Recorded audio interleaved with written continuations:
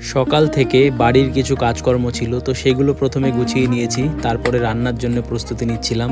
তো প্রথমে একটা আলু ছিল, সেটাকে কেটেছি। তারপরে অর্ধেক কলা ছিল, সেটাও কাটা হয়ে গেছে। তারপরে দুটো পটল ছিল, সেগুলোকেও কেটে নিয়েছি। আসলে তোমরা তো জানো বাড়ির অবস্থা এখন কি। তো সেই কারণেই আমাদের বাড়িতে মা রান্না করতে পারছে না, আর আমিও সেরকম একটা রান্না করতে পারি না। তো যেটুকু পারি মা বলে দিচ্ছে, আর আমি সেইভাবে করছিলাম আর কি। তো এখানে দেখো সমস্ত সবজি কাটা হয়ে গেছে। এর সাথে আমি দুটো টমেটো নিয়ে নিয়েছিলাম। তো সমস্ত সবজি ভালো করে ধুয়ে নিয়েছি। এরপর মা পরিমাণ মতন চাল আমাকে দিয়েছিল, তো সেই চালটাকে ভালো করে ধুয়ে নিয়েছিলাম।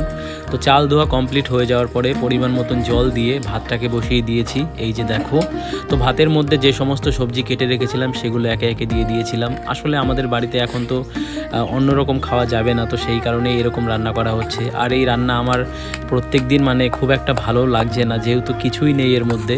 তো যাই হোক, কিছু করার নেই। তো মা আমাকে একটা স্পেশাল জিনিস করে দিয়েছিল, সেটা হচ্ছে ওই টমেটো মাখা। তো ওই টমেটো মাখা আর ঘি দিয়ে ভাত মাখা, এই দুটো দিয়ে আমি খেতে পারছিলাম। আর ভিডিওটা যদি তোমাদের ভালো লেগে থাকে তাহলে একটা লাইক করো। চ্যানেলে নতুন হলে চ্যানেলটিকে অবশ্যই সাবস্ক্রাইব করে আমাকে একটু সাপোর্ট করো। দেখা হচ্ছে পরের একটা মজাদার ভিডিওতে। আর শেষে মা একটু তরমুজ কেটেছিল, তো সেখান থেকে আমি একটু নিয়েছিলাম।